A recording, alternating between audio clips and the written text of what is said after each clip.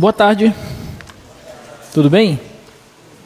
Vamos continuar a nossa aula, tá? A gente parou na aula anterior falando das funções inversas das funções trigonométricas, né? E aí a gente viu que as funções seno e cosseno, elas não são funções bijetoras. Não são nem injetoras e nem sobrejetoras. Mas nós conseguimos torná-las bijetoras, fazendo restrições no domínio e no contradomínio delas, né? E aí a gente viu que o domínio da função cosseno são todos os reais, mas que se nós fizermos a seguinte restrição, se nós pegarmos o domínio do cosseno só de 0 até π, aí nesse intervalinho o gráfico do cosseno passa a ser só essa parte aqui, ó. Aí isso aqui é o gráfico de uma função injetora. Tudo bem? E aí se eu pegar o contradomínio dele e restringir a imagem dele, que é um intervalo de 1 a menos 1, aí passa a ser um gráfico de uma função sobrejetora. E aí, portanto, é uma função bijetora e, portanto, admite inversa. Tudo bem? E aí, da definição de inversa, né, se x é igual a f menos 1 de y, então eu posso definir a inversa da função cosseno, que a gente vai definir como uma função arco-cosseno. Então, como é que a gente lê? O que é y? O que significa y ser o arco cosseno de x? O que eu tenho que pensar? Tenho que pensar no arco cujo cosseno é y. Então, quem que é arco cosseno de x? Quem que é esse x? O x é o arco cujo cosseno é y. Tudo bem? Então, a gente vai pensar dessa maneira. O gráfico dela, lembra da propriedade gráfica de funções inversas? Dois gráficos de funções inversas, eles são reflexos um do outro em relação à reta y igual a x. Então, tracei aqui a reta y igual a x. Então, eu pego a reflexão desse gráfico em torno dessa reta. Aí eu obtenho esse gráfico de azul. Esse gráfico de azul é o gráfico da função arco cosseno de x. Observem que o domínio da arco cosseno passa agora a ser a imagem da função cosseno, que eu defini como um intervalo de menos 1 a 1. Então, o domínio da arco cosseno vai ser o intervalo fechado de menos 1 a 1. Tá? Deixa eu anotar. Estou sem espaço aqui, deixa eu fazer aqui. Se eu tenho a função f de x igual a arco cosseno de x, tá? O domínio da f... O domínio dessa f vai ser um intervalo fechado de menos 1 a 1. Tá? E a imagem dela, que vai coincidir com o contradomínio, porque ela é bijetora, inversa de função bijetora é bijetora, tá? A imagem dela vai ser um intervalo fechado de 0 a π, que era o domínio do cosseno restringido. Tá? Então vai ser de 0 a π. Essa vai ser a imagem da função arco cosseno. Tudo bem? Então eu vou tomar os pontos nesse intervalo e o resultado vai estar nesse intervalo. A imagem deles, pela função arco cosseno. Tá bom? A mesma coisa a gente faz para a função arco seno. A função seno ela não é bijetora, mas eu posso torná-la bijetora. Tá? Primeiro tornando ela injetora. Como é que eu vou tornar ela injetora? Eu vou pegar o intervalo de menos π sobre 2 a π sobre 2. Nesse intervalo, o gráfico da função seno é essa curva de branco aqui. Tudo bem? Esse gráfico é o gráfico de função injetora. Aí eu pego o contradomínio e restringo a imagem dela, que é um intervalo de menos 1 a 1. Aí ela passa a ser bijetora. E, portanto, admite inversa. A inversa dela vai ser essa curva de azul, que é a função arcosseno, tá? Essa curva de azul. Observe, quem é o domínio da função arcosseno? O domínio da função arcosseno é o intervalo de 1 a menos 1, que era a imagem da função seno. Tá? Então, deixa eu escrever isso aqui também. Se você tem a função g de x igual a arcosseno de x, tá? O domínio da g vai ser o intervalo de menos 1 a 1. E a imagem dela? A imagem dela é o domínio da seno restringido, que é o intervalo de menos π sobre 2 a π sobre 2. Tá? Menos π sobre 2 a π sobre 2. Tudo bem? Alguma dúvida? Então é isso aí que nós temos, tá? Para as funções arco-seno, arco-cosseno, e delas a gente encontra as outras. Arco-tangente, arco-secante, arco-cossecante, assim por diante, tá? Então, aqui está mais bonitinho o gráfico, tá? Gráfico da função arco-cosseno. Gráfico da função arco-seno, tá? Aquela implicação ali, y igual a arco-seno de x, se somente se x igual a seno de y, vem da definição de função inversa que eu falei na aula anterior para vocês, tá? A mesma coisa se aplica para a função tangente, tá? Eu não vou fazer o desenho da tangente, mas eu mostrei na aula passada, no final da aula passada, que você pega só aquela curva central do gráfico da função tangente, ela passa a ser bijetora. E aí, invertendo ela, a gente obtém esse gráfico, que é o gráfico da função arco-tangente, tá bom? E alguns exemplos aqui para a gente fazer, tá? Para não ficar só na parte teórica. Exemplos bem simples, só para a gente conseguir entender o que é esse arco cosseno, arco seno e arco tangente na prática, tá? Letra A, eu estou querendo o valor do arco seno de raiz de 2 sobre 2. Então, quem que é o arco seno de raiz de 2 sobre 2, gente? Como é que a gente vai pensar? Você vai pensar no arco cujo seno é raiz de 2 sobre 2. Sendo que esse arco, ele precisa estar definido, no caso o arco seno, né? Ele precisa estar definido em qual intervalo? E esse intervalo tem que obedecer o domínio e a imagem da função, tá bom? Então pensem, são arco seno de raiz de 2 sobre 2. Qual é o arco cujo seno é raiz de 2 sobre 2?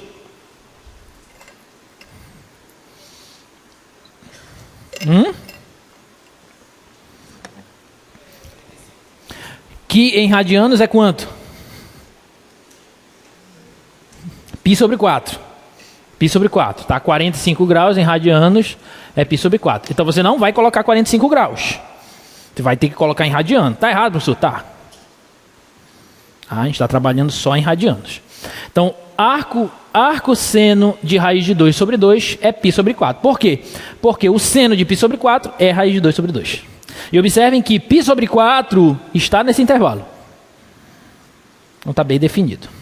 Tudo bem? Alguma dúvida? Não?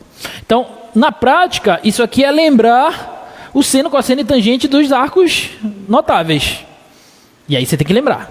Tá bom? Próxima, letra B.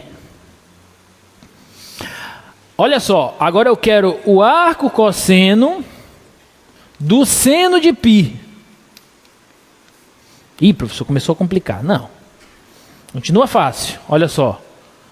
Por que continua fácil? Porque o seno de π é quanto? Seno de π? Não. Cosseno de π é menos 1, é 0. O seno de π é 0. O cosseno de π que é menos 1, né? O π, ele está bem aqui, ó. Ele está bem aqui, ó, que é o π, radianos. Quando eu der essa volta aqui, ó, π radianos. E esse par ordenado aqui é menos 1 e 0. Lembra?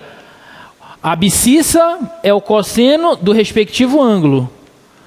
Ordenada é o seno do respectivo ângulo. Então, seno de π é 0. Então, ao invés de eu escrever agora arco cosseno do seno de π, isso aqui significa que eu estou querendo o arco cosseno de 0. Agora eu volto para o ciclo e vou pensar, bom, qual é o arco cujo cosseno é 0? Lembrando que eu tenho que satisfazer essa condição. O arco que eu estou procurando, ele tem que estar aqui. Qual é o arco cujo cosseno é 0? Π sobre 2, 90 graus. Π sobre 2. Π sobre 2 está bem aqui, ó. Π sobre 2. Par ordenado aqui é 0 e 1. Aqui é o cosseno de π sobre 2. Aqui é o seno de π sobre 2. Tá? Então, o arco cosseno de 0 é π sobre 2. Pronto, se você ler dessa maneira, arco seno de tal coisa. Ah, então eu estou procurando o arco cujo seno é essa tal coisa. Fica bem simples. Tá bom? Alguma dúvida? Não? Vamos para a letra C. Agora eu quero o arco tangente da tangente de π sobre 3. Essa é a mais fácil. Se você entender o significado de arco tangente, essa é a mais fácil. Por quê? O que é arco tangente? O que eu estou procurando? Arco tangente de alguma coisa. Eu estou procurando o arco cuja tangente é essa alguma coisa. Então, o que é o arco tangente da tangente de π sobre 3? Eu estou procurando o arco. Aqui eu estou procurando o arco cuja tangente é a tangente de π sobre 3. Qual é esse arco? É π sobre 3. É π sobre 3. Pronto, não tem o que fazer aí. Arco tangente da tangente de alguma coisa é alguma coisa. Tangente da arco tangente de alguma coisa é alguma coisa também. Tudo bem? Eu estou procurando o arco cuja tangente é a tangente de π sobre 3. Ou seja, tem que ser π sobre 3, porque eu já tenho a tangente aí. Beleza? E aqui, a gente pode até fazer a leitura, nesse caso aí, lembrando, eu não sei se deu tempo de falar, na aula de composta, mas nós temos, quando nós fazemos a composição de uma função e a sua inversa, nós temos as leis de cancelamento.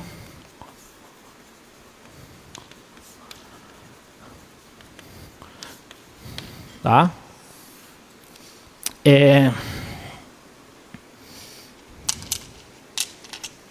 Que é assim, se a gente sabe da definição de inversa, que se y é igual a f a menos 1 f de x, se somente se x é igual a f a menos 1 de y. Né? Já vimos isso, tá bom? Lá na aula de inversa. Aí olha só o que eu posso fazer. Bom, vou pegar isso aqui e vou escrever assim, ó, y é igual a f de x. Mas quem é x? Não é f é menos 1 de y? Então eu vou pegar isso aqui e vou colocar aqui, ó. F é menos 1 de y. Então olha só que bacana. Essa aqui é a primeira lei de cancelamento. Se eu pego uma função e faço a composição dela com a inversa dela, eu volto para o mesmo valor. Isso faz todo sentido quando você olha para aquele diagramazinho. Ó. Aqui está f, aqui está f a menos 1. Aqui está um elemento, aqui está outro. O que a f faz? Ela pega o a e leva no b. O que a inversa faz? Ela pega o b e leva no a de volta. Então, se eu pego esse, saio daqui e vou para lá, e depois eu componho, voltando para cá, eu volto para o mesmo lugar. Que é isso que está falando. Se eu pego y, aplico a inversa e aplico a original, eu volto para y.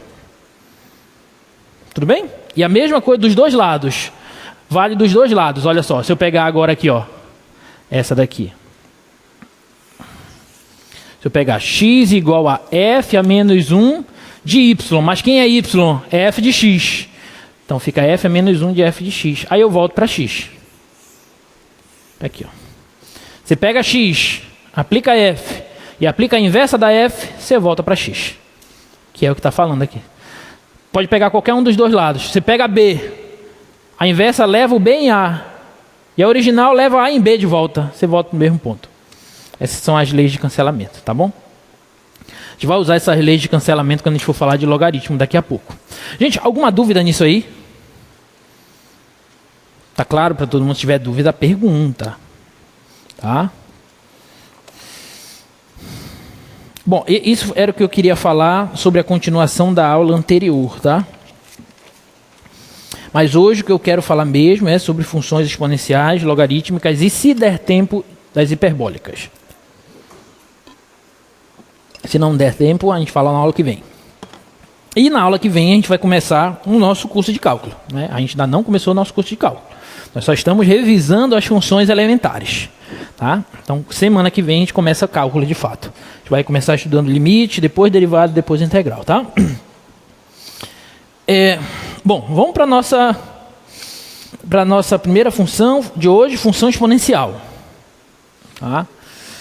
Função exponencial que a gente define dessa forma. Você toma um número A positivo e diferente de 1. Tá? E aí você define uma função de RR dada por essa expressão. F de x igual a elevado a x. Toda função com essas características é chamada de função exponencial. Guardadas as devidas modificações que pode sofrer uma função dessa. Porque eu posso acrescentar parâmetros a ela. Tá bom? Mas toda função básica com esse aspecto é chamada de função exponencial. A gente tem que lembrar o que significa essa potência. A elevado a alguma coisa. Né? Por exemplo, 2 ao cubo. O que significa 2 ao cubo? Quando o expoente é um número natural, eu sei que eu pego o 2, que é a base, e multiplico por ela mesma 3 vezes. 2 vezes 2 vezes 2 dá 8. Certo? Mas se eu tenho 2 elevado a menos meio, o que significa isso? Quanto que dá isso? Se eu tenho 2 elevado a raiz quadrada de 3, o que significa isso? Vamos relembrar essas definições, tá bom? Então vamos lá. Então vamos relembrar o significado dessa potência com A maior que 0 e diferente de 1. E o x, eu vou fazer esse x, que é o expoente, percorrer todos os reais. Tá? Vamos começar pelo mais básico. Se o x for 0, a gente lembra que A elevado a 0 é 1. Tudo bem até aí? Lembrando que eu estou tomando a base positiva e diferente de 1. Estritamente positiva, estritamente maior que 0 e diferente de 1. Tá? Agora, se o x for igual a um n com n inteiro positivo, ou seja, x igual a n natural. Por exemplo, 2 ao cubo, 2 à sétima, 2 à décima e assim por diante. O que significa essa potência?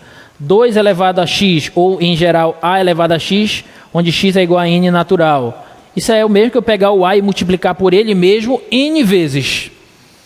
2 ao cubo, eu pego 2 e multiplico por ele mesmo 3 vezes. 2 à décima, eu pego 2 e multiplico por ele mesmo 10 vezes. E assim sucessivamente. Então é isso que significa essa expressão. Tá bom? Alguma dúvida até aí? Agora, se o x for um inteiro negativo, ali eu estou falando n positivo e estou colocando menos n. Então significa que o x é um inteiro negativo. Por exemplo, x elevado a menos 2. 2 elevado a menos 2. 2 elevado a menos 5. O que significa isso?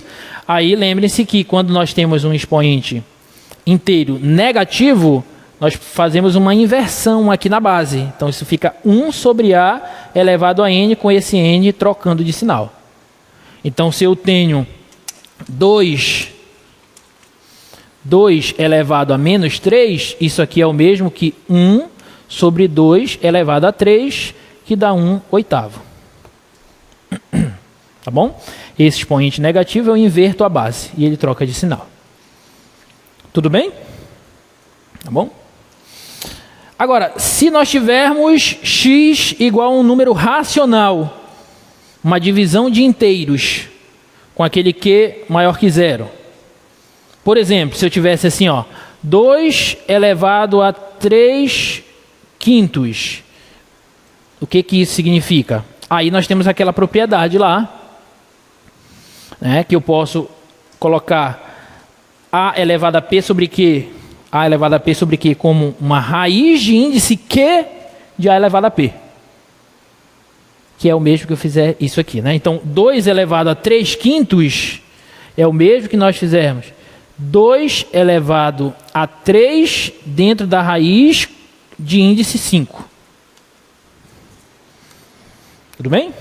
E aí, se eu quiser, eu posso até reescrever isso aqui assim, raiz de índice 5 de 2 e botar o cubo aqui.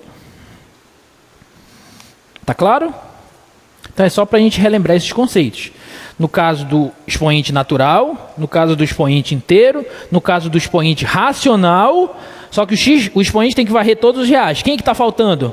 Já falei dos naturais, já falei dos inteiros, já falei dos racionais. Quem que está faltando? Os irracionais. Cite um exemplo de um número irracional, professor. Raiz de 2. raiz de 3, π, e, que é o número de Euler, todos números irracionais. Tá? Então, o que significa, por exemplo, 2 elevado à raiz quadrada de 2?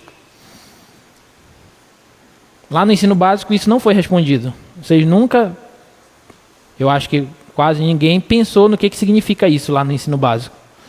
Né? Vou te dar uma explicação sem te explicar o certo que é, porque eu preciso do conceito de limite para te dizer o que isso significa. Tá? Mas olha só. O que significa o número 2 elevado à raiz de 2? Tá? Bom, raiz de 2 eu sei que é um número irracional.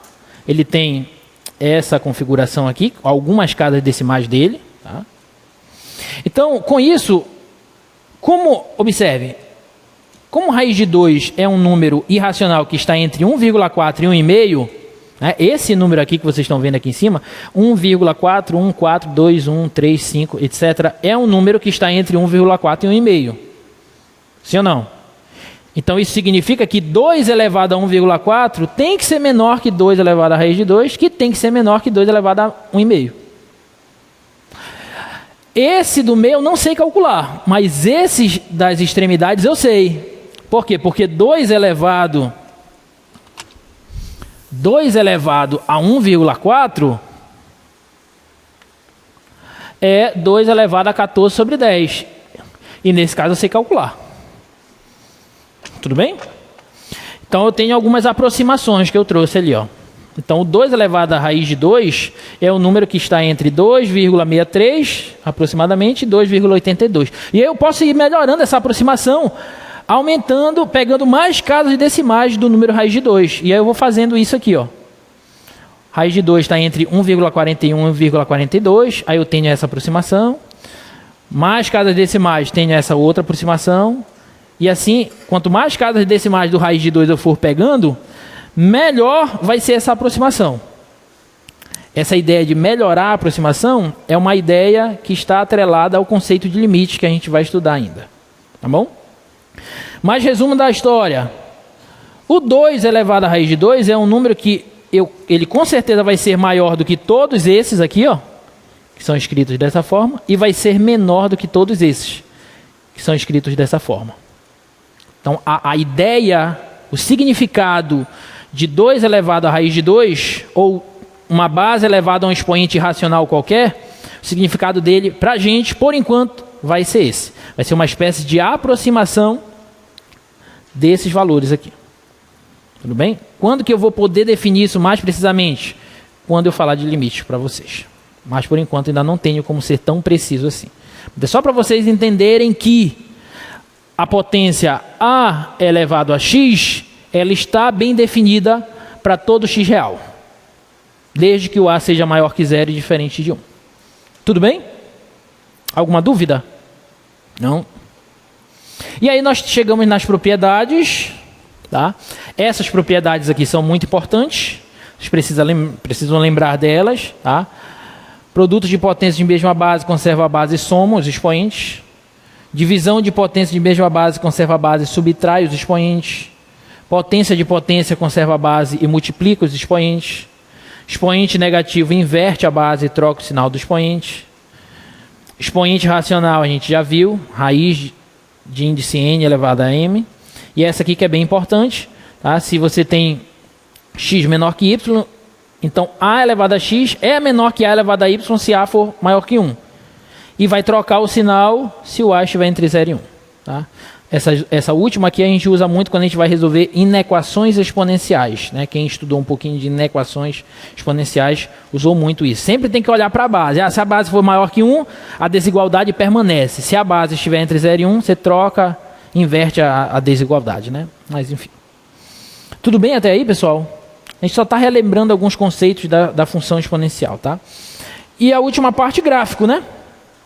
O gráfico de uma função exponencial é uma curva como essa que vocês estão vendo.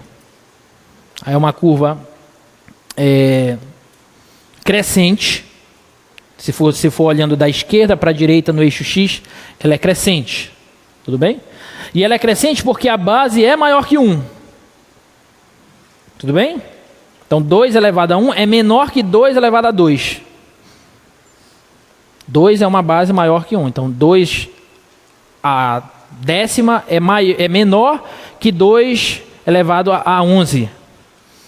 Então, se a base for maior que 1, você vai andando cada vez mais para a direita e os valores vão aumentando cada vez mais. Por isso que a função é crescente.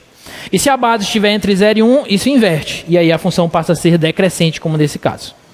Tá bom? Então, esse aqui é o gráfico da função crescente, exponencial crescente de base maior que 1. E esse é o gráfico da exponencial decrescente de base entre 0 e 1.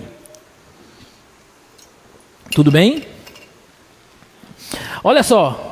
Uma pergunta importante, tá? Qual é o valor de A para que a função exponencial f de x igual a elevado a x possua reta tangente com inclinação igual a 1 no ponto 0 e 1? Essa pergunta é uma pergunta que eu não quero que vocês respondam, porque vocês ainda não têm conhecimento sobre reta tangente. Mas é uma pergunta que eu trouxe porque ela é curiosa, porque só existe uma base A com essa característica. Para que a reta tangente, ó, você tem aqui o gráfico de uma exponencial, f de x igual a elevado a x. Tá? Aqui está o ponto 1. E aqui você tem a reta tangente aqui, ó.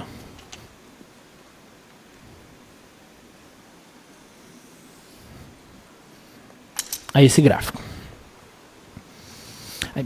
Põe lá a pergunta para a gente, por favor. Qual é o valor da base para que a função exponencial possua reta tangente com inclinação igual a 1 nesse ponto? Para que essa reta tangente y igual a mx mais n tenha inclinação m igual a 1, para que essa reta tenha inclinação igual a 1, essa base A, obrigatoriamente, tem que ser igual ao número de Euler, que é o número E. Já ouviram falar do número E? Lá no primeiro ano do ensino médio, vocês estudaram logaritmos. Os logaritmos, eles têm uma base especial, que é esse número E.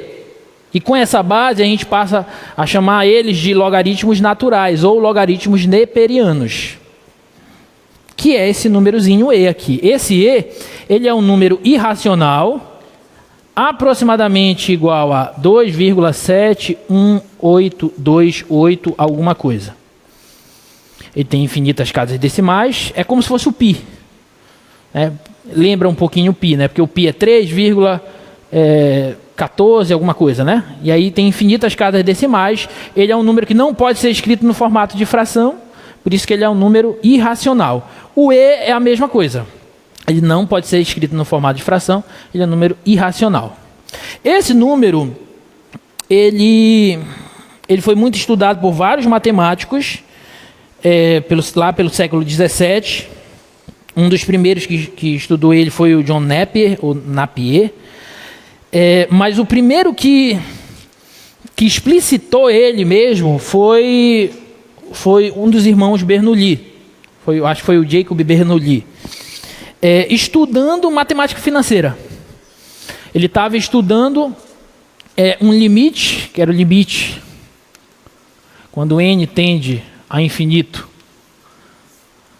de 1 mais, sei lá, x sobre n elevado a n.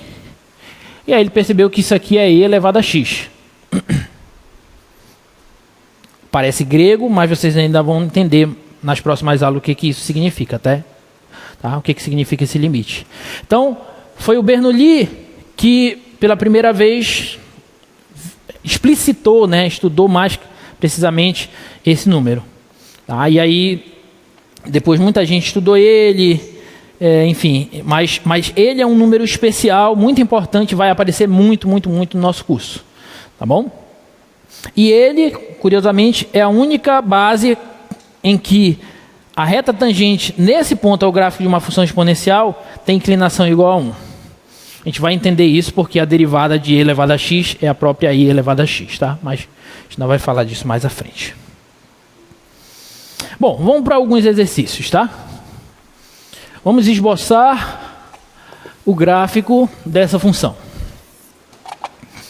nós já sabemos como que se comporta o gráfico de uma função exponencial. Agora eu quero o gráfico dessa função. 3 menos 2 elevado a x. Tá bom? Bom, acompanhem comigo. Aqui é a hora da gente lembrar das transformações nos gráficos de uma função. Para você esboçar o gráfico de uma função como essa, não vai ficar, quando x é 0, isso aí dá quanto? Quando x é 1, isso dá quanto? Quando x é 2, isso dá quanto? Não vai ficar fazendo isso. Tá? Vocês já são adultos. Isso é pessoal lá do ensino básico. Aqui vocês já têm que fazer as transformações, né? E aí, da aula anterior, eu falei para vocês o que acontece quando a gente acrescenta aqueles parâmetros a uma função trigonométrica, lembra? Eu falei o que cada parâmetro desse faz. E eu falei que isso serve para qualquer função. Então, o que se aplicou lá nas trigonométricas vai se aplicar aqui. Tá bom? Então, vamos lá.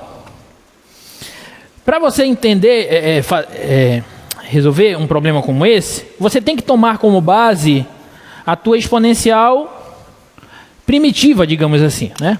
Quem que vai ser a minha primitiva? Vai ser a função exponencial 2 elevado a x. Como que é o gráfico da 2 elevado a x? Ele é assim, ó. A base não é maior que 1, então ela é crescente. E ela passa bem aqui, ó, no 1. Tudo bem até aí? Agora, quando eu multiplico 2 elevado a x por menos 1, então eu estou pegando a função e multiplicando pelo parâmetro b, lá das trigonométricas que eu falei para vocês. Só que é um b negativo. O que esse negativo faz mesmo? Ele rebate o gráfico em torno do eixo x. Então a função que está assim, ela vai passar a ser assim agora. E passa agora aqui no menos 1. Então essa aqui já não me interessa, vou colocar ela pontilhada. Tudo bem até aí? Observem que essa curva, o gráfico da exponencial, ele se aproxima cada vez mais do eixo das abscissas, do eixo x, mas ele nunca encosta. A gente diz que o eixo x é uma reta assíntota à curva, porque a curva se aproxima da reta, mas nunca encosta nela. Então é uma reta assíntota. Tá bom? Então aqui continua tendo esse comportamento, vai se aproximando por baixo do eixo x, mas nunca encosta nele. Tá bom? Então eu já fiz isso aqui, ó. Eu já sei quem é a 2 elevado a x, que é essa pontilhada, e agora eu já sei quem é a menos 2 elevado a x, que é essa de azul. Só que agora eu tenho que adicionar 3 unidades. Quando eu adiciono 3 unidades, o que acontece com o gráfico? Ele sobe 3 unidades. Então esse cara que está passando aqui, ele vai subir 1, 2, 3. Ele vai passar aqui. Então o gráfico vai fazer isso aqui, ó. Tá bom? Claro que não está muito preciso, mas a ideia é essa. Então esse aqui é o gráfico da função f de x igual a 3 menos 2 elevado a x. E observem que aqui o gráfico, ele tem como assíntota o eixo x. Como eu subi 3 unidades, que é 1, 2, 0, menos 1, 0, 1, 2, ele vai ser assíntota a 3 aqui agora. Pronto. Essa daí é a curva que nos dá o gráfico da função exponencial 3 menos 2 elevado a x. Está claro? Só usando as transformações. Então, as transformações são muito importantes, tá, gente? A gente precisa delas.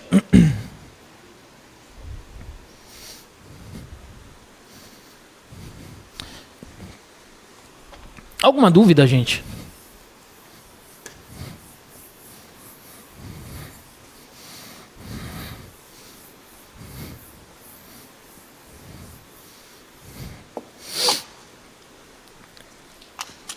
Segundo exercício. Determine o domínio da função f de x igual a 1 menos e elevado a x ao quadrado sobre 1 menos e elevado a 1 menos x ao quadrado.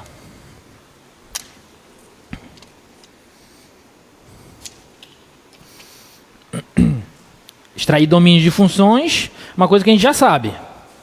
Né? Essa função, o que não pode acontecer nela? O denominador não pode ser zero. Então, os pontos que vão pertencer ao domínio, que não irão pertencer ao domínio dessa função, são os pontos que fazem com que esse denominador seja zero. Então, são eles que eu vou procurar. Tá? Olha, 1 menos e elevado a 1 menos x ao quadrado igual a zero. Aí eu vou resolver esta equação, que é uma equação do tipo exponencial. Vocês lembram o que a gente tem que fazer para resolver uma equação exponencial? Tentar igualar as bases, né? Então aqui, como é que a gente vai igualar? 1 vai ser igual a e. Esse e é aquele número que eu falei para vocês, tá? Não é uma letra qualquer, é aquele número. Elevado a 1 menos x ao quadrado. Agora eu tenho que de alguma forma igualar as bases e trabalhar com a igualdade dos expoentes. Como é que eu faço para igualar as bases? Como que eu posso reescrever o 1? Bom, eu sei que 1 é uma base que satisfaz aquelas condições, maior que 0 e diferente de 1, elevada a 0. Qualquer base é elevada a 0. Então, a base que me interessa é a e. Então, vou escrever o 1 como e elevado a 0. E aí estão igualadas. Tudo bem? Uma vez igualadas as bases, eu trabalho com os expoentes. 0 tem que ser 1 menos x ao quadrado. E aqui é muito fácil. X ao quadrado para cá. Igual a 1. E, portanto, x é igual a mais ou menos 1. Raiz quadrada, mais ou menos raiz quadrada de 1. Ou seja, mais ou menos 1. Então, esses dois pontos não estão no domínio da função. Porque nesses dois pontos o denominador zera. Então, quem é o domínio da função? O domínio dessa função f são todos os reais, menos o menos 1 e o 1. Gente, escrevam direito a anotação. Tá? Eu estou excluindo só esses dois pontos dos reais. Então, o que está acontecendo geometricamente é isso aqui. Ó. Eu estou pegando o menos 1, o 1... e estou tirando ele. O resto, todo mundo entra.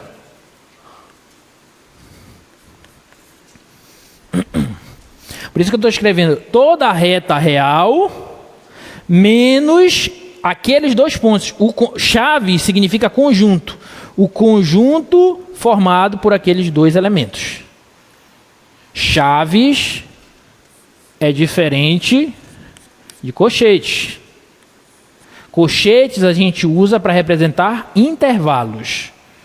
Como que eu poderia usar colchetes ou parênteses, né? Ou parênteses. Como é que eu poderia usar colchetes ou parênteses para representar esse mesmo conjunto? Poderia usar assim, ó. Menos infinito até o menos 1 aberto. Então não vou usar colchete, vou usar parênteses. Ah, professor, na hora da prova eu usei parênteses, colchete sem querer. Tá errado, perdeu a questão. Escrevam direito, tá bom? União do menos 1 aberto até o 1 aberto, união do 1 aberto até o mais infinito aberto. Isso é equivalente a isso. Aí você fica à vontade de escrever do jeito que você quiser, só tem que estar correto, tá bom? Então tome cuidado com a anotação. Colchete, chave. Colchete significa conjuntos. Menos 1 são só dois elementos. Falei chave, né? Chave significa conjunto. Colchete ou parêntese significa intervalos, tá bom? Vamos para a letra B.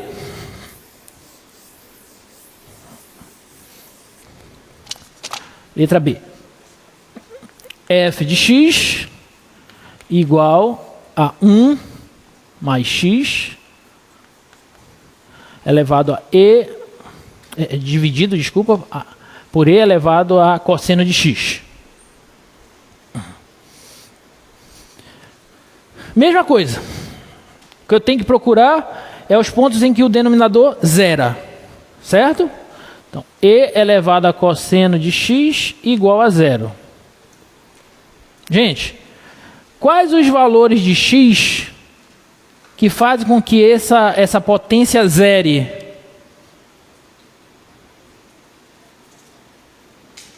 Tem algum valor de x que faz com que essa potência zere? Sim ou não? Vou deixar a pergunta mais fácil. A qualquer, maior que 1, maior que 0 e diferente de 1. Tem algum valor de x que faz com que essa potência a elevado a x seja 0? Não. Do gráfico da exponencial a gente já vê isso. O gráfico da exponencial toca o eixo x em algum momento? Não. Ah, professor, esse aqui tocou. Mas esse aqui é para essa função. Eu estou falando da exponencial a elevado a x. O gráfico da exponencial a elevado a x toca o eixo x em algum momento? Não, então não tem como isso aqui nunca ser 0. Não tem nenhum valor de x que faça com que isso seja 0. Tudo bem? Portanto, qual é o valor de x que faz com que essa potência seja 0? Não tem, não existe x aqui. Esse E invertido com um corte significa não existe. Não existe x que satisfaça essa equação. Ou seja, se não tem nenhum x que faz com que esse denominador zere, qual é o domínio dessa função? Todos os reais. Então, domínio dessa função, todos os reais. Eu posso colocar qualquer real aqui em x, eu vou conseguir calcular o valor dele, da imagem dele, pela função. Tudo bem? Tá?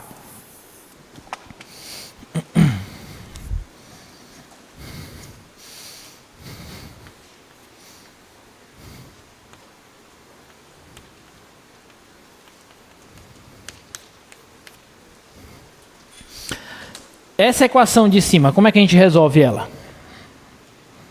É uma equação exponencial igual às bases.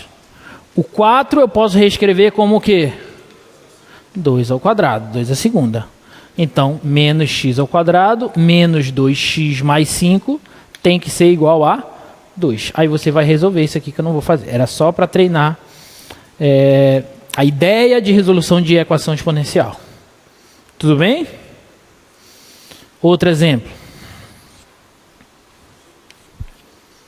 2 elevado a 2x igual a 12 vezes 2 elevado a x menos 32. Ah, pergunta, fica à vontade. Bem, diga seu nome e curso aí, por favor. Meu nome é Caio, eu sou de engenharia elétrica. Uhum. Eu tenho um problema bem grave na hora de começar a esboçar um gráfico. Uhum. Aí, alguns amigos meus estavam me recomendando, primeiramente, para eu começar descobrindo o ponto máximo e o ponto mínimo desse gráfico. Começar por ali. Aí, só que eu queria saber de um jeito mais fácil como é que eu posso fazer isso. Assim... encontrar o ponto máximo e o ponto mínimo é uma coisa que não vai dar certo para todas as funções. Porque, por exemplo, a função exponencial, o gráfico dela é assim. Não tem máximo, não tem mínimo. Ela cresce indefinidamente para cá e decresce indefinidamente no rumo do eixo x. Só que vai decrescendo, decrescendo, decrescendo, só que nunca encosta. Então, tentar olhar, talvez os teus colegas tenham dito isso para a função quadrática, alguma coisa do tipo, né? E aí ela tem ponto de mínimo ou ponto de máximo, dependendo da concavidade. Mas para funções em geral, essa ideia não é muito boa. Qual é a dica? Como é que eu vou fazer, professor? Você tem que entender o comportamento gráfico das funções elementares. Por exemplo, função afim. Como que é o comportamento dela? É uma reta. É uma reta. É crescente ou decrescente depende de quê? Depende do coeficiente. Do coeficiente A. Então, a partir daí, se eu sei que o gráfico da função afim é uma reta e que dependendo do coeficiente A, ela vai ser crescente ou decrescente, aí eu já sei esboçar gráfico de uma função 2x mais 3, por exemplo. Porque aí você tem que saber o que esse coeficiente A faz, o que esse coeficiente B faz. Bom, o B é a interseção do gráfico com o eixo X. Então ele passa bem aqui no 3. Ele faz assim. Ó. A reta é crescente. Então ele faz assim. Esse é o gráfico da função. Aí, só que você tem que fazer isso para todas as funções elementares. Para a função afim, para a função quadrática, para a função trigonométrica, para a função exponencial. Então é uma tarefa árdua, porque são muitas funções. Mas uma vez que você tem em mente o comportamento gráfico das funções básicas, aí as novas funções você já tem mais facilidade de esboçar. Fazendo o quê? Olhando as transformações. como eu falei para vocês na aula anterior.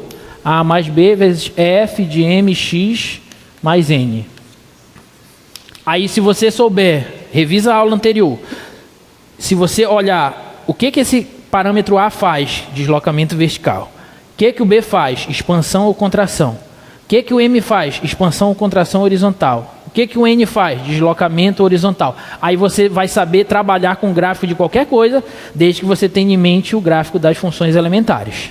Então, por exemplo, como é que eu consegui esboçar esse gráfico? Porque eu já sei que o gráfico da exponencial 2 elevado a x é esse pontilhado que eu coloquei. Aí agora vem para as transformações. Quando eu pego esse b aqui igual a menos 1, que ele é igual a menos 1, o que esse negativo faz? Aí ele rebate em torno do eixo x. Aí passa a ser esse. E quando eu somo 3 unidades, que é o a, o que faz? Aí ele desloca 3 unidades para cima. Então tudo vem da ideia de transformação e conhecimento dos gráficos das funções elementares. Tá? É só assim que você vai conseguir esboçar outros gráficos de funções.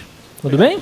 Mas não deixe de vir as sessões de monitoria. Sempre que você tiver alguma dúvida, venha aqui falar com os monitores te ajudam nessa ideia de esboço de gráfico, tá bom? E isso vai ser muito importante. Mas pode sentar. Quando nós estudarmos derivada, vai ter uma aula só sobre esboços de gráficos de funções usando derivadas. Que a derivada ela te ajuda a entender o comportamento de funções. E aí a gente vai ter uma aula só disso. Tudo bem? Mas boa pergunta, tá? Obrigado. Bom, gente, e aqui, como é que resolve essa? Observe que aqui eu não consigo igualar as bases. Eu tenho essa constante aqui, tem esse cara multiplicando 2. Aí aqui tem um truque que vocês aprenderam lá no ensino médio, que é chamar 2 elevado a x de uma outra variável, por exemplo, y. Você chama 2 elevado a x de y. Aí como aqui está 2 elevado a 2x, então isso aqui é y ao quadrado. Tudo bem? Igual a 12 vezes y, que é 2 elevado a x, menos 32. Aí você sai de uma exponencial e recai numa quadrática, que você sabe resolver. Aí você vai encontrar as raízes dessa equação. Vai encontrar, em geral, pode ser que você encontre só uma, ou até nenhuma, mas em geral você vai encontrar duas, y1 e y2. Aí você volta para cá, porque você não quer y, você quer x. Você volta para cá. Por exemplo, vamos supor que o y1 deu 4. Aí você volta para cá. Então 2 elevado a x é igual a 4. E agora tu resolve a exponencial. Então 2 elevado a x é 2 ao quadrado, então x é igual a quadrado, então x é igual a 2. Pronto. Tudo bem? Mas a ideia aqui é fazer essa transformação, essa substituição, melhor dizendo, tá? Chama 2 elevado a x de y, resolve a quadrática ou o que aparecer, depois volta para cá. Depois, vocês tentem fazer essa, tá bom? É só para dar a ideia. Alguma dúvida, pessoal? Não? Tá, olha só. Agora, pensa comigo o seguinte, ó.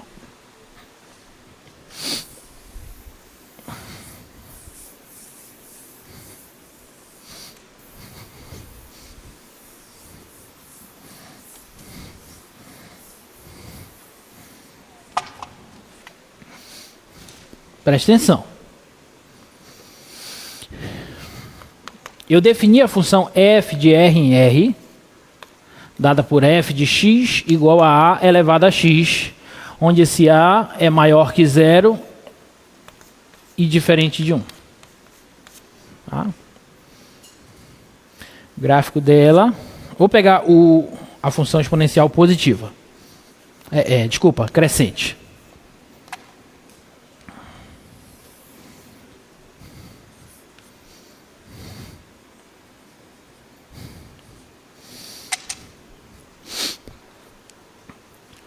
Presta atenção. Essa função exponencial, ela é uma função injetora? Sim ou não? Sim. Satisfaz o teste da reta horizontal. Tudo bem? Agora, estou definindo ela de R em R, contra o domínio real, tá? ela é sobrejetora? Não. Pergunta: quem é a imagem desta função f? Qual é o conjunto imagem dela?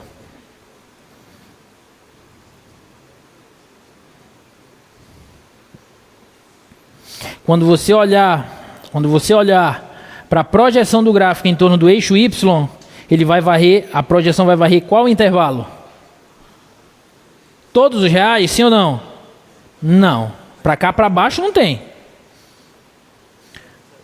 Os reais maiores que zero, perfeito. Os reais maiores que zero, incluindo zero ou não? Não, perfeito. Então são os reais sem o zero positivo, assim que a gente vai escrever, ó. R mais asterisco. O asterisco significa que eu estou tirando o zero. Então são os reais estritamente positivos. Os reais sem o zero. Aí com esse mais, fico com os reais estritamente positivos. Então a imagem da função exponencial, bolinha aberta aqui, é toda essa galera. Essa é a imagem. Esse é o conjunto imagem. Portanto, essa função é sobrejetora? Não. Porque o contradomínio, então todos os reais e a imagem são os reais estritamente positivos, então ela não é sobrejetora. Mas eu posso torná-la sobrejetora. Basta definir ela da seguinte forma: f de r em r mais asterisco. Reais estritamente positivos. Tudo bem até aí? Restringir o contradomínio dela à imagem dela. Aí ela passa a ser sobrejetora. E como ela já é injetora, ela passa a ser bijetora. E, portanto, admite inversa. E a inversa dela vai ser a f a menos 1. Quem vai ser o domínio da inversa? Vai ser a imagem da original. E quem vai ser o contradomínio ou a imagem da inversa? Todos os reais, que é o domínio da original. E quem vai ser a inversa dela? Vai ser a f a menos 1 de x, que vai ser o logaritmo, de x na base a. Então essa é a função logarítmica. Ela é a inversa da função exponencial. Tudo bem?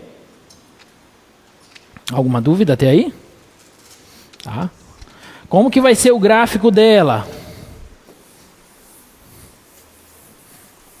Como que vai ser o gráfico dela?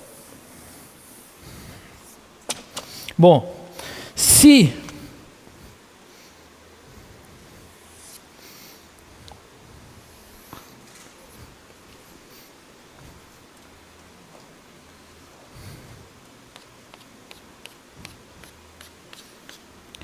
o gráfico da exponencial crescente é assim, e passa bem aqui no 1, a elevado a x, então o gráfico da logarítmica crescente vai ser o reflexo desse em relação ao eixo y, a reta y igual a x. Tá? Então vai ser mais ou menos assim. Ó.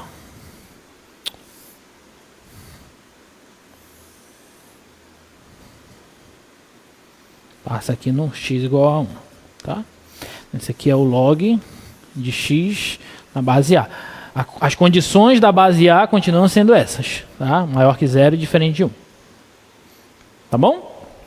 Então esse aqui, acho que eu vou colocar de azul, para ficar melhor. É o gráfico da logarítmica crescente. Tudo bem?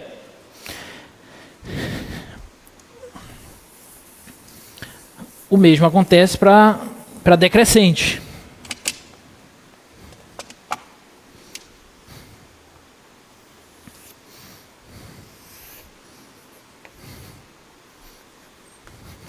A exponencial decrescente, ela é assim, ó.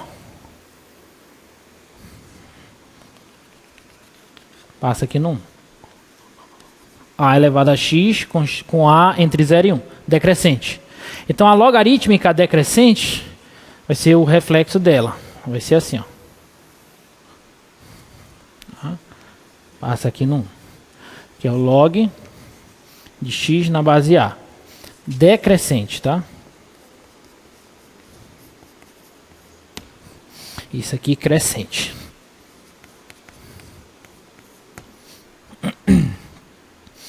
Tudo bem?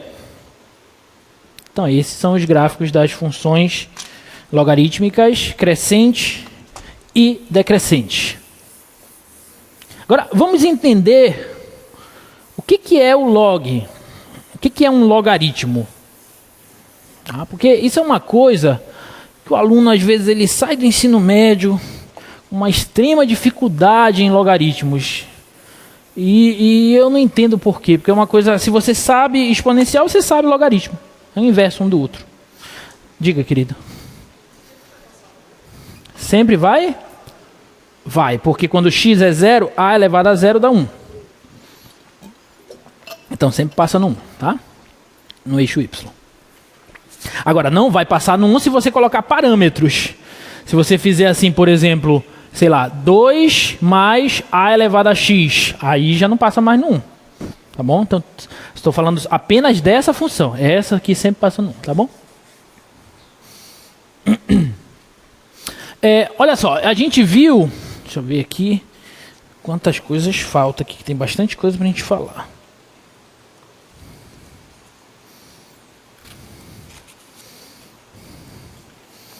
Não tem as hiperbólicas, tá? Bom, a gente acabou de ver que a exponencial a elevado a x e a logarítmica log de x na base a, elas são inversas uma da outra. Elas satisfazem aquela definição de inversa que eu falei para vocês, que é se f a menos... Deixa eu só ver a escrita direitinho aqui, porque eu quero usar f a menos 1 de x igual a y, tá? De x igual a y, se somente se...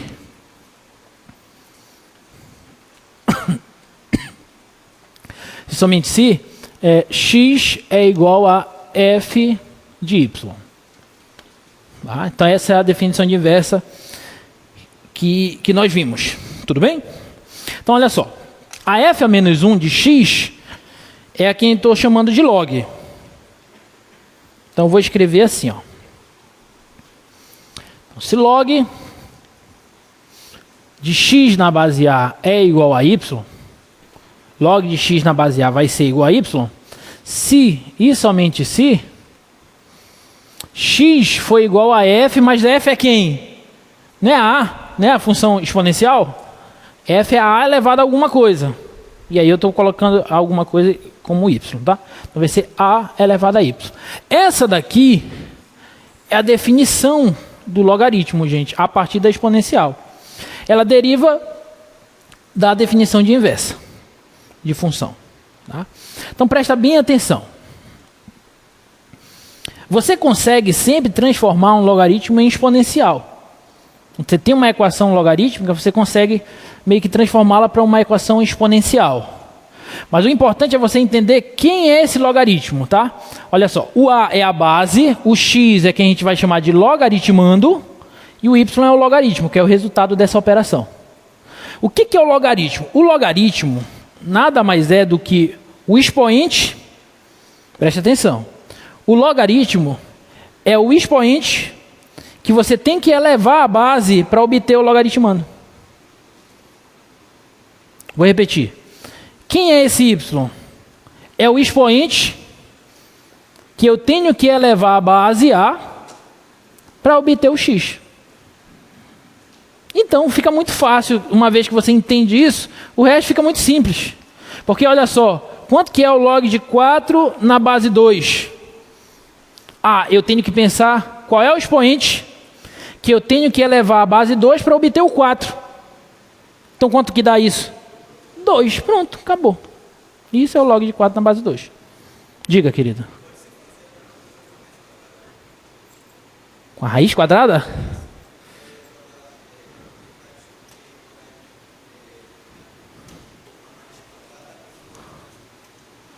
Uma raiz quadrada a partir do logaritmo?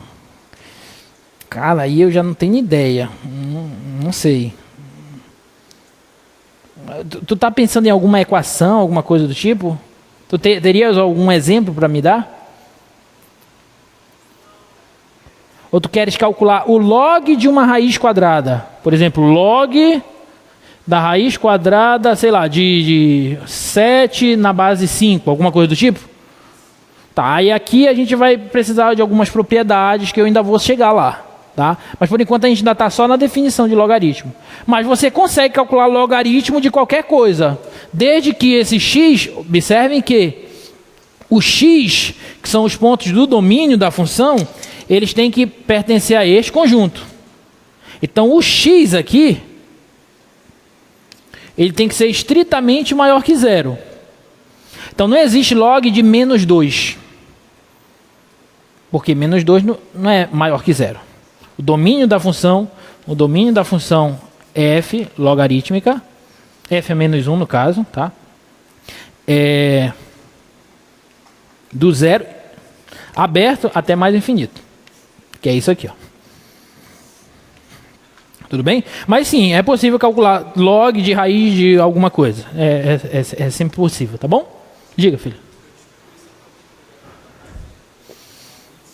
Isso, você pega a base e eleva ao logaritmo para obter o logaritmando. Tá? Então, por exemplo,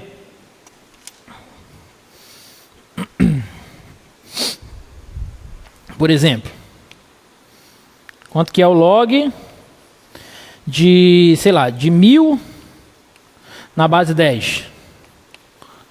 Aí o que eu vou pensar? Qual é o número? Qual é o expoente? Que quando eu elevar o 10 dá 1000. 3, pronto, então esse log aqui é 3. Tá bom? Qual é o log de 3 na base 9? 2, sim ou não? Não. Eu tenho que pensar no número que eu vou elevar o 9 para obter o 3. Qual é esse número? Meio. Que 9 elevado a meio é raiz quadrada de 9, que dá 3. E aí as coisas, obviamente, vão começar a complicar e tu não vai conseguir fazer esse cálculo de cabeça. Mas tendo essa definição, tu consegues. Tudo bem?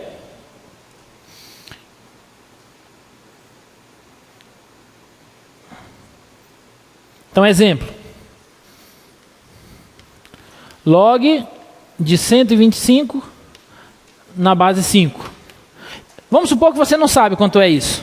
O que tu faz? Chama isso aqui de x, qualquer letra de x. O que vai ser o x? Vai ser o expoente que eu tenho que elevar a base, ou seja, 5 elevado a x, para obter o logaritmando, que é 125. Pronto. Tu sai do logaritmo e entra numa exponencial, que é fácil trabalhar. Tá?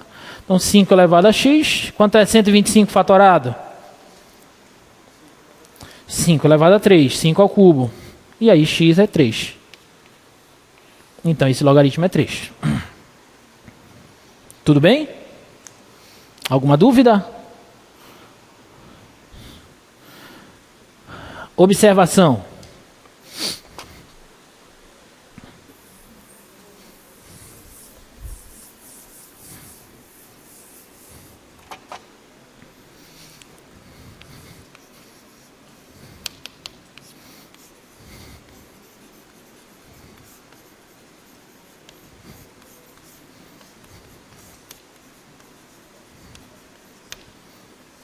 Logaritmos naturais. O que são os logaritmos naturais? São os logaritmos com base e, aquele número que eu falei numa certa parte da aula. Tá? Então, quando você tiver log de alguma coisa na base e, você muitas vezes pode escrever... Muitas vezes, a maioria das vezes, na verdade, vai ver isso aqui escrito da seguinte forma. ln, que significa log natural, ou log neperiano de x. Então, todas as vezes que vocês virem ln de alguma coisa, significa que é o log dessa coisa na base e. Tudo bem? Então, por exemplo, se eu te perguntar quanto que vale o log natural de 1 sobre e. Ah, professor, não sei quanto é. Chama de x. Mas quanto que é a base aqui? Quanto é a base? E. A base é E. ln significa a base é E. Se a base é E, o que é o x? É o expoente que eu devo elevar a base E para obter esse cara. Então, E elevado a x tem que ser igual a 1 sobre E. Isso aqui é fácil. Né? Porque 1 sobre E é E elevado a menos 1. E se as bases são iguais, os expoentes são iguais. Então, x é igual a menos 1. Então, log natural de 1 sobre e é menos 1. Pronto. Tudo bem? É difícil isso, gente? Não, muito simples. Por que tu não entendia isso lá no primeiro ano do ensino médio?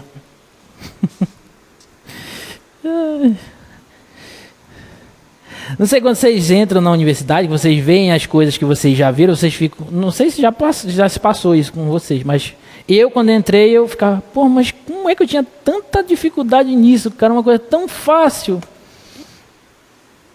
Já bateu essa coisa com vocês? Diga, querida.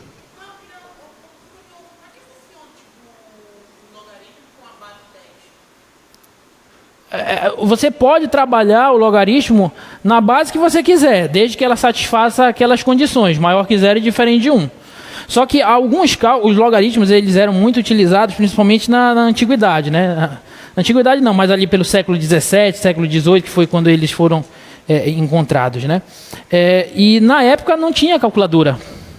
Então os logaritmos eles te dão uma maneira bem fácil e prática de fazer contas muito altas.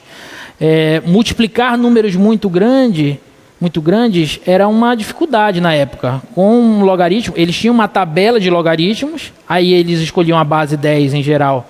Na verdade, nem era a base 10 na época, não me lembro exatamente, mas a base 10, por exemplo, é uma das mais simples de você trabalhar. Então, por isso que geralmente se trabalha com a base 10, ou no nosso caso, como a gente vai trabalhar bastante aqui no cálculo, na base E. Tá? Então, pela praticidade deles. E aí, hoje com calculador é fácil você calcular certas coisas, mas antes não era, então você precisava de logaritmo. Apesar disso, não significa que os logaritmos eles caíram no desuso, né? Hoje em dia, toda a computação é baseada em matrizes, em logarítmico, funções logarítmicas, enfim. Então, a importância permanece, não exatamente com essa ideia de ficar fazendo continhas, mas sobre outros aspectos, tá? Mas a base 10, especificamente, era para facilitar as contas na época, tá bom? Tá, aí olha só. Essas aqui são aquelas propriedades que eu te mostrei agora há pouco, tá? Quando você compõe a função com a inversa dela, você volta para x. Tanto pela esquerda, digamos, quanto pela direita, tá? Com isso, eu já tenho duas propriedades importantes para os logaritmos, tá? Olha só quais são as propriedades. A função f é a elevado a x e a f a menos 1 é a logaritmo. Função logarítmica. Tá? Então eu posso reescrever essas propriedades da seguinte forma. Se eu pegar o log e nele aplicar a função a elevado a x, eu volto para x. E se eu pegar a exponencial a e nela aplicar a função log de x na base a, eu volto para x também. Então, essas duas propriedades são as propriedades do cancelamento, são muito importantes. Tudo bem? É como, nessa primeira aqui, ó, é como se esse x aqui do a, ele viesse aqui para frente, multiplicando o logaritmo. A gente vai ver essa propriedade daqui a pouco. Tá? Como se esse x viesse aqui para frente e o log de a na base a é 1, como a gente já sabe. Tá? E aqui é a mesma coisa. Tudo bem? E daí, como a função logarítmica é a inversa da exponencial, as propriedades da exponencial, delas a gente consegue determinar e encontrar as propriedades da função logarítmica. Nós temos outras, mas basicamente essas três são mais que suficientes, tá? O log do produto se transforma em soma. Você tem log de x na base A, você pode escrever como log de x na base A mais o log de y na base A. Tá? Quando você tem um produto, se transforma em soma. Log de x sobre y na base A é log de x na base A menos o log de y na base A. Quociente se transforma em subtração. E o expoente, esse y, vem aqui para frente, né? Y vezes log de x na base A. Com a definição e essas propriedades, você resolve qualquer coisa de logaritmo, basicamente. Tá? Pelo menos aqui para os nossos objetivos. E o logaritmo natural que eu já falei para vocês, né? Tem uma outra forma de eu definir logaritmo, tá? Logaritmo, mais especificamente o logaritmo natural. O logaritmo natural de x, ele é a área sobre esse ramo aqui da hipérbole 1 sobre x, varrendo a partir do 1 até um ponto x qualquer. Então, essa área aqui, ela equivale a esse log natural de x. É uma outra forma que eu poderia partir dessa definição e definir logaritmos e depois, a partir dele, definir a inversa dele, que é a exponencial. É uma outra forma da gente abordar, só que essa maneira a gente prefere, essa que eu estou mostrando para vocês, porque ela é mais didática e vocês já conhecem, primeiro estudam lá no ensino básico, primeiro vocês estudam exponencial e depois logaritmo. Vocês não veem essa abordagem. Mas quem tiver curiosidade, tem um livro fantástico do professor Elon, que já não se faz mais entre nós, é um dos principais matemáticos do Brasil, que já faleceu. Ele tem um livro chamado Logaritmos, e lá ele trata exatamente essa abordagem. É um livro muito bom, tá? Quem quiser estudar. E aí nós temos essas definições para a função logaritmo natural, tá? É a mesma para logaritmo de base qualquer, só trouxe aqui porque tem a condição da base do logaritmo natural, a base e, né? Então log natural de e elevado a x é x e e elevado ao log natural de x é x. Tá bom? É a mesma propriedade que nós vimos aqui, ó. Essas mesmas propriedades aqui de baixo. Tudo bem? Só que na base e. E aí eu queria resolver mais alguns exemplos. Nós ainda temos tempo. Depois eu faço a explanação das funções hiperbólicas.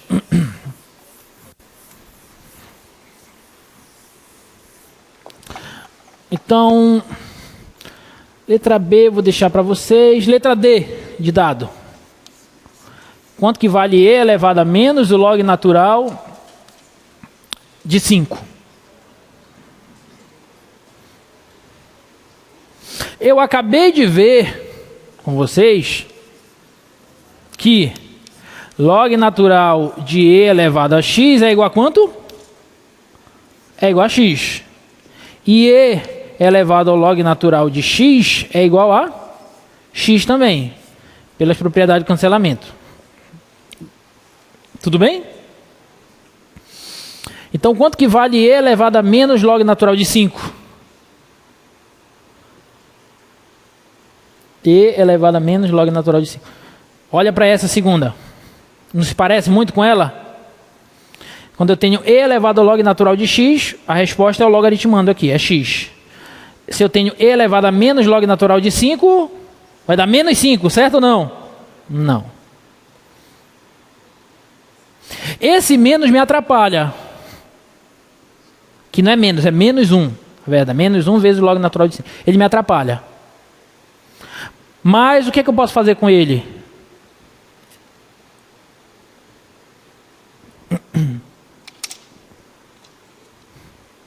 Hein? Escrevi aqui para deixar aqui no quadro.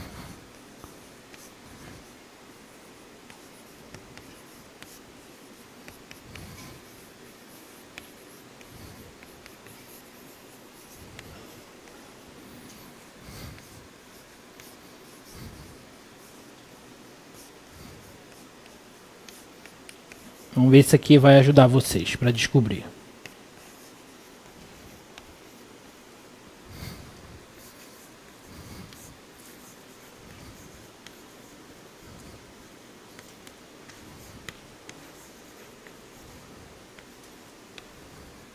As três propriedades que nós vimos.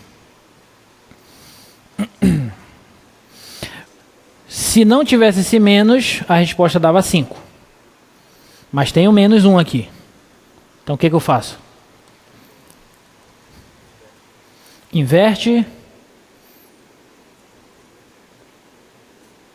Entendi. Inverter fazendo assim. 1 sobre e elevado ao log natural de 5. Perfeito. E agora? E elevado ao log natural de 5, por essa propriedade, é 5. Então isso aqui vai ficar 1 sobre 5. Mas eu escrevi a propriedade porque eu estava pensando em outra forma, mas outra forma foi mais esperta que a minha até. Tá? A forma que eu pensei em resolver foi assim, ó. É usar a propriedade 3. Porque olha só, e elevado a menos o log natural de 5.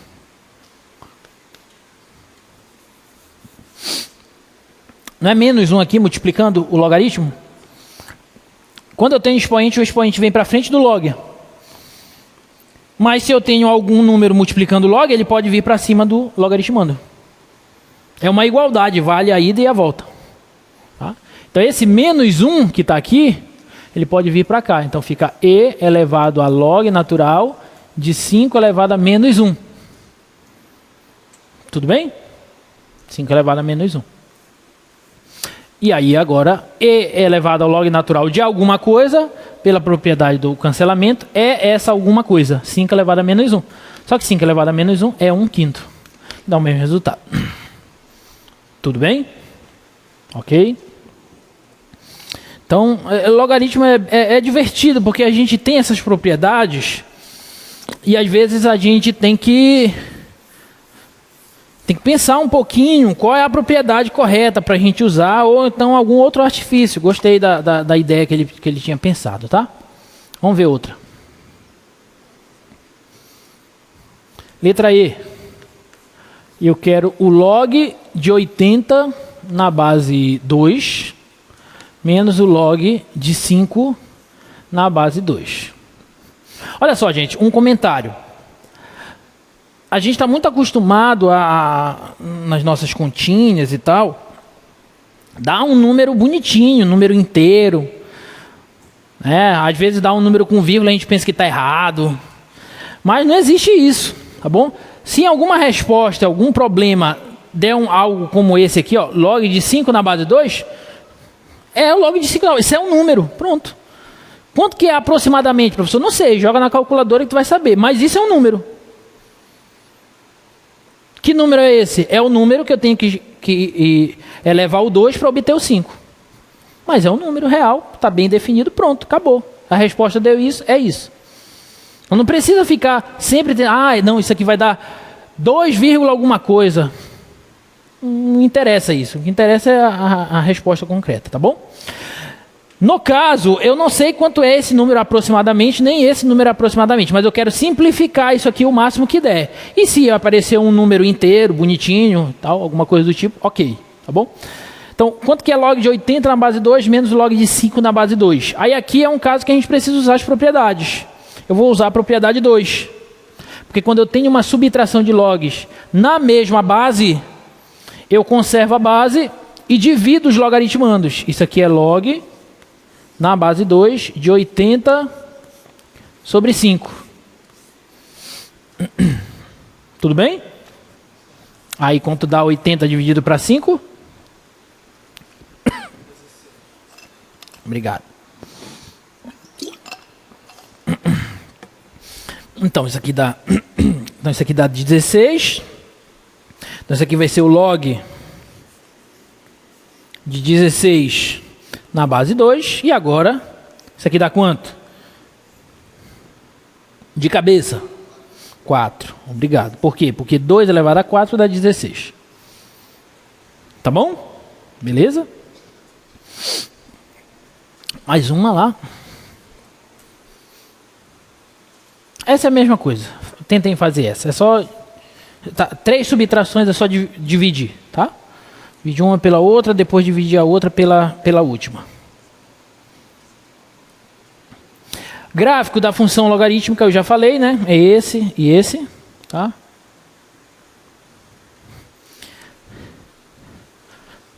Olha esse exemplo, bonitinho. Considere a função f de x igual ao log natural de x menos 2 menos 1.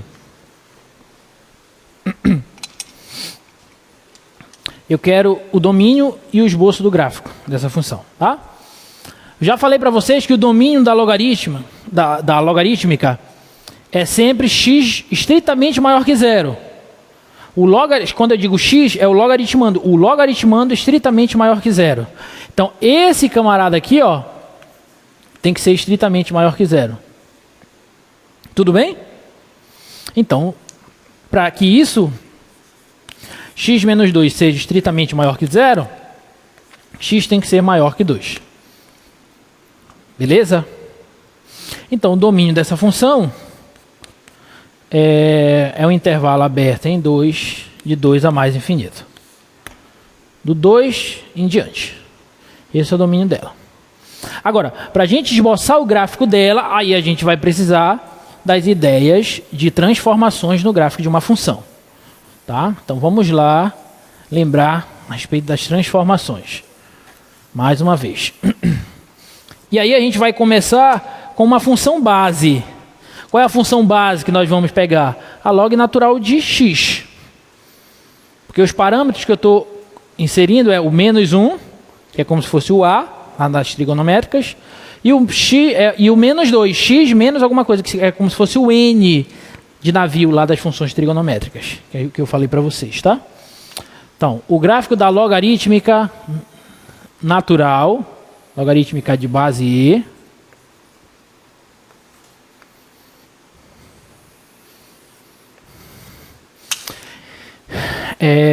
o gráfico crescente, ele faz isso aqui assim, ó. Bom, esse é o gráfico da log natural de x. Tudo bem até aí? Ele passa bem aqui no 1. Por que no 1? Porque o log natural de 1 é 0. Na verdade, log, eu não sei se eu comentei isso, mas o log de 1 na base A é igual a 0, sempre. Por quê? Porque A elevado a 0 é 1. Ok? Por isso que corta aqui no 1. Tá. Bom, então esse é o gráfico da log natural de x. Agora, como é o gráfico da log natural de x menos 2? O que esse menos 2 faz? Vamos ver se vocês lembram. Ele sobe e desce o gráfico? Não. O menos 2, ele está adicionado, ou subtraído, melhor dizendo, do x. Então, quando eu olhei lá o gráfico da função, y igual a mais b vezes f de m vezes x mais n. Esse menos 2 é esse n aqui, ó. O que esse n faz, que eu falei para vocês? Faz um deslocamento horizontal. Ele anda para a esquerda ou para a direita? No caso, ele é negativo, sim ou não? Se ele é negativo, ele anda para a esquerda ou para a direita? Para a direita. Ele anda para a direita de vocês. Quantas unidades? 2. Então, esse cara que passa bem aqui no 1, ele vai passar 1, 2, 3, 2 unidades para cá. Então, ele vai passar aqui no 3. Ele vai fazer isso.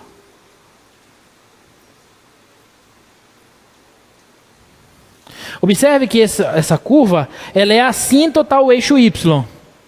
Então, essa nova curva será assíntota à reta x igual a 2. Tudo bem? Uma unidade daqui para cá. Uma unidade daqui para cá. Que é 2. Mas ainda não é esse, né? Esse é o gráfico da log natural de x menos 2. Agora eu tenho o menos 1. Bom, mas o que esse menos 1 faz? Desce uma unidade. Então, é só descer uma unidade. Então, esse ponto que passava no 3 e 0, ele vai passar agora no 3 e menos 1. Então, o gráfico vai fazer algo assim, ó.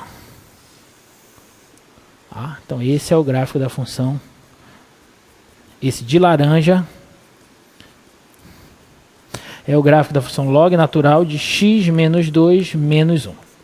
Pronto. Tudo bem? Então, observem a importância das transformações. Tá bom? E aí dá para brincar nisso aí.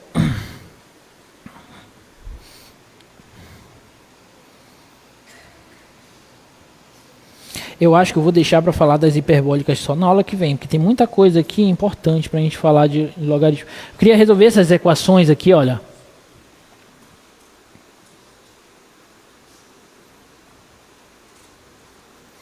A primeira, e elevado a 5 menos 3x igual a 10. Quanto é que dá isso? Eu consigo igualar essas bases aí?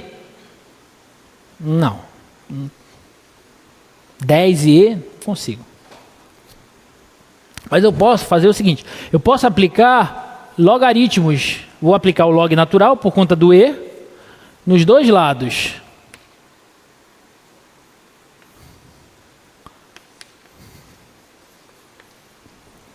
Tudo bem? Quanto é o log natural de E elevado a alguma coisa? Pela propriedade, cadê? Aqui, ó. Log natural de E elevado a alguma coisa. Alguma coisa. Tá? Então, log natural de E elevado a 5 menos 3x é 5 menos 3x. Igual a log natural de 10. Quanto que é o log natural de 10, professor? É log natural de 10, ué. Não sei aproximadamente quanto dá, mas é log natural de 10. Agora isola o x. Então, 5 menos log natural de 10 é igual a 3x. Sei para lá e para cá. E aí passo 3 dividindo. 5 menos log natural de 10 sobre 3. Então, a resposta é essa. Tudo bem? Tá? Aí vocês tentem fazer a outra.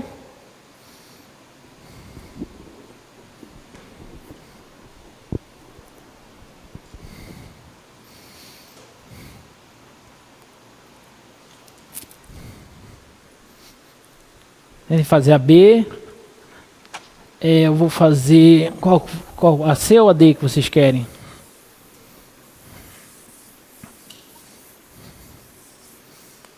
Não dá para fazer tudo. A gente tem 10, uns 13 minutos aí, mais ou menos. Qual que vocês querem? C ou D? C. Log natural do log natural de x igual a 1. Todas essas equações que eu peguei, gente, que eu estou mostrando para vocês, está tudo no livro do Stuart. Tá bom? Tem muito mais lá, então treinem. Tá bom? Bom, aqui, log natural de alguma coisa igual a 1. O resultado desse log, se fosse só assim, ó, log natural, se fosse assim, log na base A de alguma coisa igual a 1. Como é que a gente lê isso? O que é esse 1? É o expoente que eu devo elevar à base para obter esse cara. Então, A elevado a 1 é igual a x, não é isso? Tá? Então, log natural de alguma coisa igual a 1. Qual é a base aqui? E. Então, o que é esse 1? É o expoente que eu devo elevar à base E para obter essa alguma coisa, que no caso é log natural de x. Entendeu? Como se o E da base aqui viesse elevando 1. Ó. Então, isso é igual a E elevado a 1. Belezinha? Então, log natural de x é igual a E elevado a 1, que é E. E aí, de novo, log de alguma coisa igual a tanto. O que é esse tanto? É o expoente que eu devo elevar à base para obter o x. Então, x é E da base elevado a esse E aqui. Então, é E elevado a E. Pronto. Tudo bem? Quanto é E elevado a E, professor? Não sei, mas é isso aí. Tem um número real elevado a outro número real. Está bem definido, ok. Tudo bem? Tá? Aí vocês tentem a outra lá, a letra D. Deixa eu introduzir aqui nesses 10 minutos que faltam as funções hiperbólicas. Eu vou deixar esse último exemplo ali para vocês, olha. Posso fazer na próxima aula se vocês tiverem dificuldade. Estou te dando essa função, log natural de E elevado a x menos 3. Eu quero o domínio dela. E quero que você encontre a inversa dela, algebricamente. A inversa dela e o domínio da inversa. Tá bom? Vejam se vocês conseguem. Me cobrem na próxima aula que eu faço ela. Bom, vamos definir as funções hiperbólicas. As funções hiperbólicas, pessoal, são funções que a gente obtém combinando funções exponenciais. Isso que a gente vê primeiro exponencial, logaritmo, depois a hiperbólica. Porque a gente define, por exemplo, o seno hiperbólico como aquilo ali mesmo, ó, vocês estão vendo. E elevado a x sobre 2 menos E elevado a menos x sobre 2. Observe que a E elevado a x,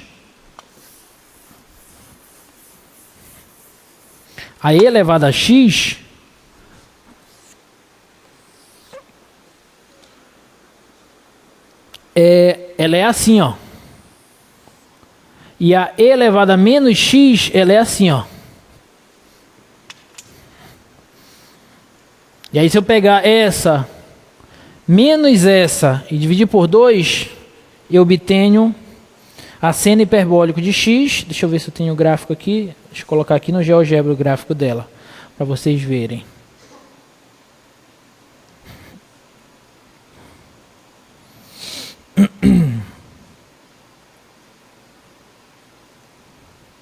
Olha só, seno, sei lá, seno hiperbólico de x.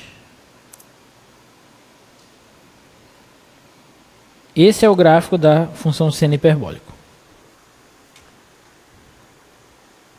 Tudo bem? De modo análogo, a gente define a função cosseno hiperbólico. A diferença entre as duas é esse sinal aqui, ó. Função cosseno hiperbólico é e elevado a x mais e elevado a menos x sobre 2. Tá?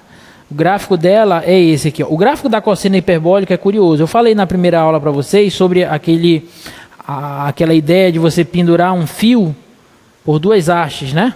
Você tem duas hastes, você pega um fio, um cabo, por exemplo. Esse cabo ele vai fazer uma curva. Essa curva, por muitos anos, pensou-se que era uma parábola, mas depois descobriu-se que não é uma parábola. É uma curva modelada por uma função cosseno hiperbólico. O nome dela é catenária, o nome da curva. Aí tem muita aplicação, vocês que são da engenharia, vocês vão ver muito isso, tá? Vão trabalhar bastante com isso. Então, lembra... Não, deixa lá, por favor. Lembra um pouco a parábola. Se eu pegar o x ao quadrado... mais 1, deixa eu pegar x ao quadrado mais 1. Mais 1. Ó, parece uma parábola, mas não é. Você pode pegar qualquer parábola e ajustar aqui, colocar parâmetros nela, mas você nunca vai conseguir fazer ela encaixar perfeitamente aqui na outra, tá? Olha só o comportamento delas duas, tá? Então essa função aqui de vermelho é a cosseno hiperbólico e essa de verde é a seno hiperbólico. Essa palavra hiperbólico não é à toa. Elas derivam, além da gente definir elas como a soma e a subtração dessas exponenciais, como eu mostrei para vocês, elas derivam de uma hipérbole. Vocês já estudaram hipérbole lá em geometria analítica? Alguém estudou hipérbole aqui? Se não tiver estudado, não tem problema, tá? Mas só para saber, tá? Porque lá na geometria analítica nós estudamos as cônicas. É um conteúdo que quase não cai mais no Enem, por isso que os professores deixam de lado. Né? Mas lá no terceiro ano do ensino médio, vocês deveriam estudar as cônicas. A elipse, a hipérbole, a parábola. Né? A hipérbole é uma curva assim, ó.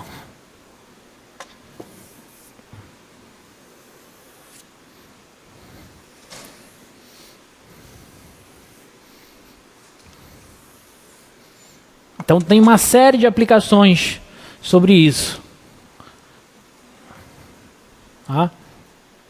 E aí essas funções hiperbólicas elas podem ser definidas a partir de uma hipérbole. No ciclo trigonométrico, as funções trigonométricas que a gente vê, as funções seno e cosseno, circulares, a gente define elas no círculo trigonométrico. Não foi isso que eu fiz com vocês? Eu defini elas aqui no círculo trigonométrico. Aí eu peguei um ponto, aí falei que esse aqui era o cosseno e esse aqui era o seno. Não foi isso que eu fiz? Tá? Mas eu poderia ter definido ele de uma forma diferente. Eu poderia ter pego aqui esse setor circular e olhado para essa área. Aí eu pego o T, se não me engano é o T como o dobro dessa área, e aí eu defino cosseno de T e o seno de T. Olhando para a área desse setor aqui, ó, OAP, por exemplo. Esse setor OAP.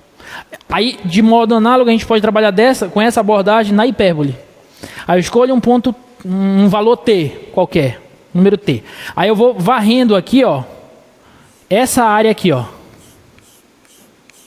até chegar no dobro de T. Aí eu cheguei bem aqui, no dobro de T.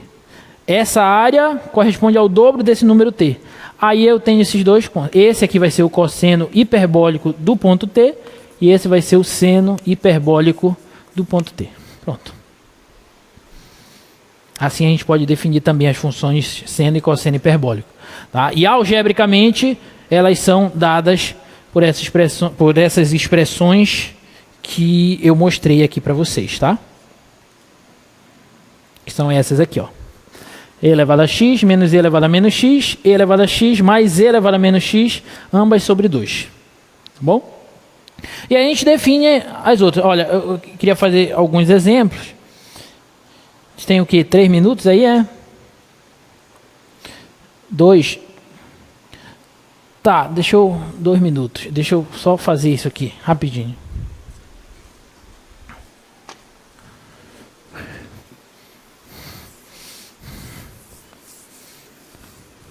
De mostrar aqui, olha, essa relação de baixo ali, cosseno hiperbólico ao quadrado de x menos o seno hiperbólico ao quadrado de x igual a 1, ela não é à toa, ela é a relação fundamental das funções hiperbólicas, porque ela deriva da equação da hipérbole, que é assim, ó, essa hipérbole de centro aqui na origem, x² menos y² igual a 1. Lembra que a equação da circunferência de centro na origem raio 1 é x² mais y² igual a 1. Aí vocês lembram que cosseno ao quadrado mais seno ao quadrado é igual a 1, porque é a relação fundamental para as funções circulares. Cosseno hiperbólico ao quadrado menos seno hiperbólico ao quadrado é igual a 1, que é para as funções trigonométricas hiperbólicas.